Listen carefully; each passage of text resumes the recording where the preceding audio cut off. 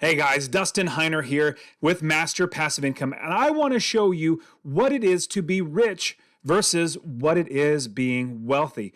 And what you think about the difference between rich versus wealthy is a lot of people think rich is probably better than being wealthy. But what's in reality is it's not always the case. In fact, it might be the opposite a lot of times.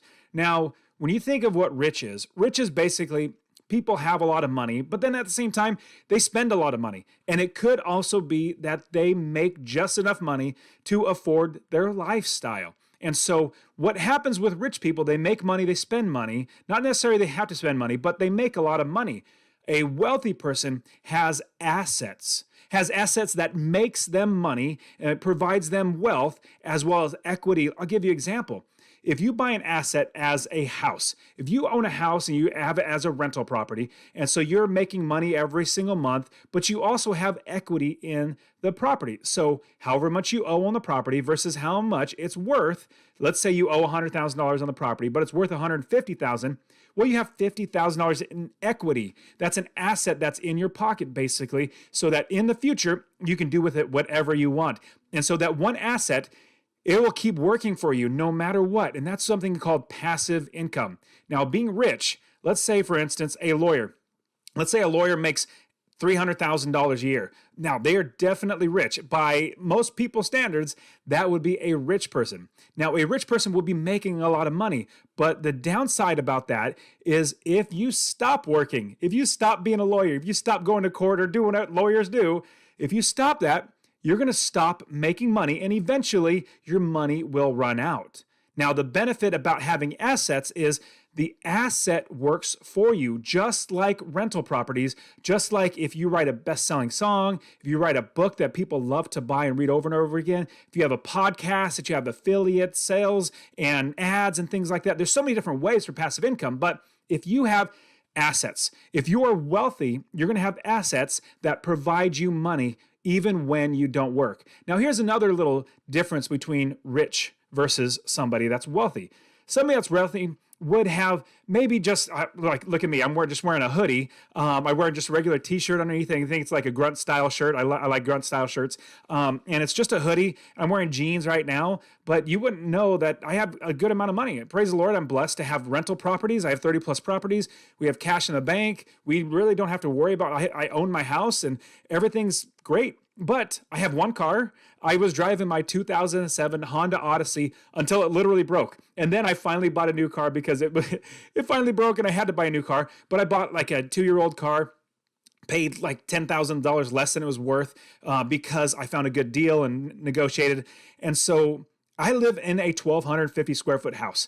And the reason why I do that is because it was a rental property. We wanted to move out of California and move into Arizona, which we did. Our house was in California, sold that, and then moved into Arizona where one of our property was. And it's a 1,250 square foot house.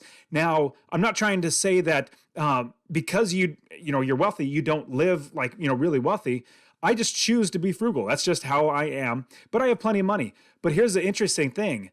A lot of the people that you would normally see that just seems like a normal everyday person is probably or can possibly be wealthy or have maybe like $100,000 in cash or $500,000 in equity or assets that they have that they actually own, or even $1 million or $2 million in assets that make them money. If they have businesses, that's also an asset. Real estate's assets. So all these things that wealthy people have, they don't necessarily flaunt it. Now, some do. Don't get me wrong. Some absolutely do. But the difference between somebody being wealthy and somebody being rich would be somebody that makes a lot of money, but then possibly does spend a lot of money. Now, they look rich, they seem rich, they act rich, they go and spend, $10,000 on a new pair of shoes or a ring, or like once a month. They get the best clothing, they get the best designer bags and shoes and cars. They buy brand new cars. They have way more than they probably need in like total things, but they like that sort of stuff, which is totally fine because their income can't afford that. Now, some people go into debt. Now, if you are going into debt with that lifestyle, you're not rich, in my opinion. But if you're making a lot of money, but you're also spending it, or if you're making a lot of money and you're not spending it, you're just holding on to that, you are going from rich. So if you're holding on to that money, you're going from rich to actually being wealthy if you're holding on to that money. Rich people tend to spend that money. Wealthy people take that money, save it, invest that money into something like real estate. See, I always show all of my students how to invest in rental properties by making $250 or more on every single property that they buy. So let's say they put $15,000 down on a house and they have the mortgage payment, then they have the expenses and all, property taxes and all that sort of stuff. Well, that's all the expenses. Well, your income is your rent. So your rent minus your expenses, that difference right there is your passive income. And so a rich person would take that money that they're saving. If they're not spending it, they'd save that money up. And then they would use that money to then buy an asset. And that's when they become wealthy, because that asset works for them. Just like I said, a business works for them. Real estate works for them. Stocks and bonds and other types of investments like that, that works for them. They save their money, so they stop just being rich and they become wealthy. Now, here's one that's really interesting. Somebody who is wealthy can also be rich. Most likely are both. If you're wealthy, you're more than likely rich in everybody's standards. But if you're rich, you're not necessarily wealthy. Wealth comes from assets. Because remember, if you stop working that job, if you are a lawyer and you stop working, then you don't make money, then everything gets taken away if you haven't paid for it. Even if you own a house, let's say you worked really, really hard, you paid off your house and you don't have a mortgage on it, you literally don't owe anything on it, but you lose your job, you lose every bit of ability to make money. The government's going to come and say, hey, you owe us taxes. Not just you don't owe a mortgage, but you still owe taxes. You have taxes plus insurance on top of that. And so if you stop making money, the government's going to take that asset away or that house away from you. So what's interesting on top of that is wealthy people leave legacies. Rich people don't necessarily leave a legacy because they make their money and then they spend their money right away. A wealthy person will leave their legacy, leave what they have in assets on to their children, to their grandchildren and great-grandchildren.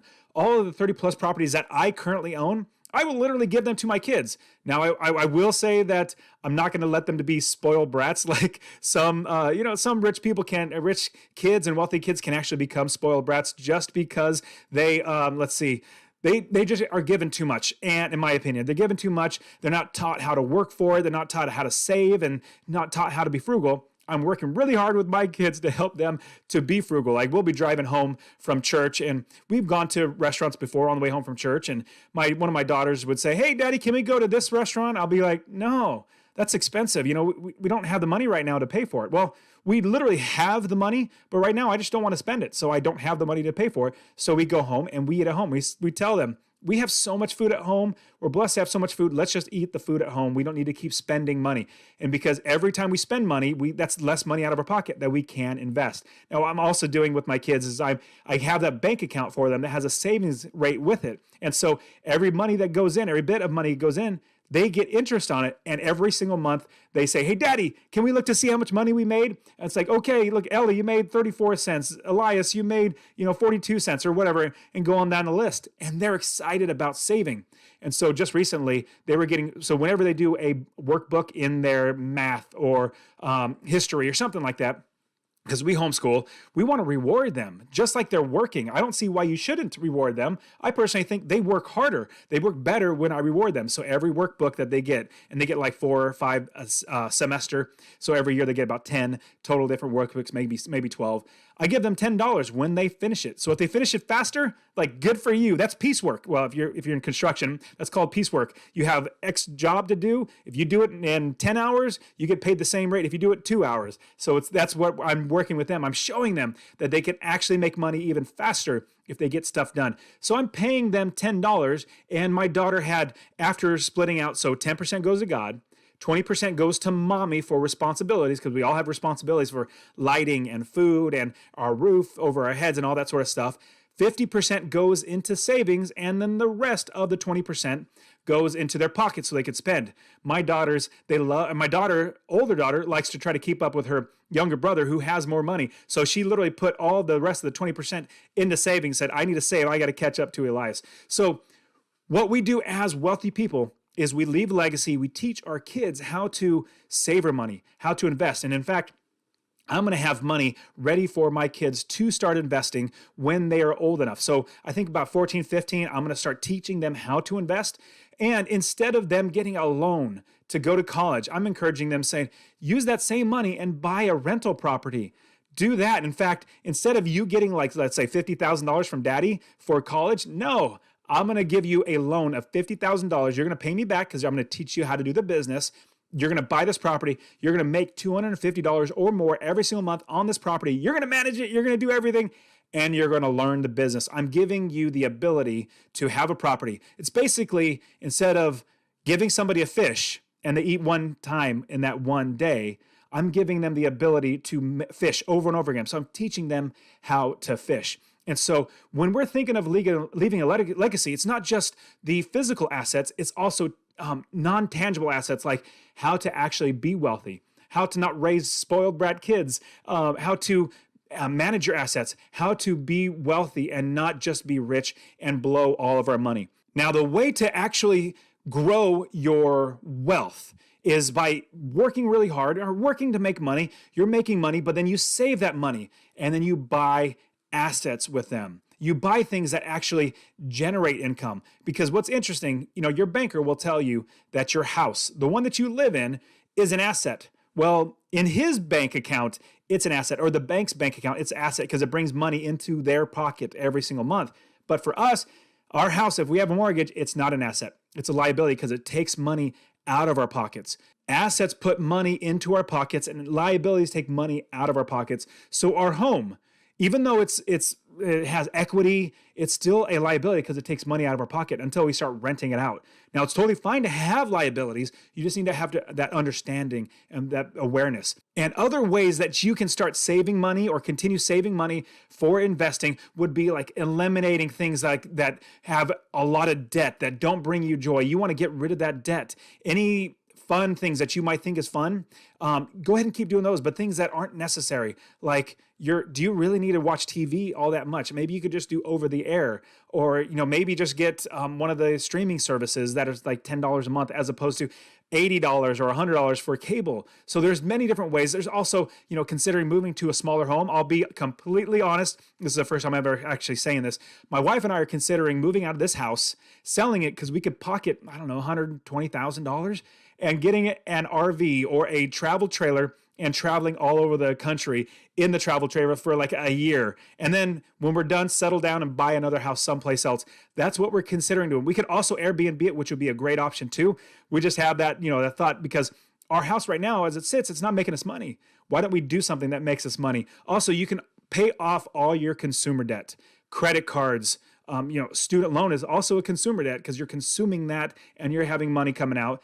Car payments, you want to knock out those debts as soon as possible. I have articles on how to do that. I personally love the snowball method, and check in the description for how to do the snowball method. It's a fantastic way, in my opinion, the best way for you and me to get out of debt. And you can be wealthy. You don't have to just be rich. You can start investing in real estate. You can buy one property that makes you $250 or more a month. You can buy two properties, then a third, then a fourth, and they're all making you $250 or more. Remember, that's the baseline is $250.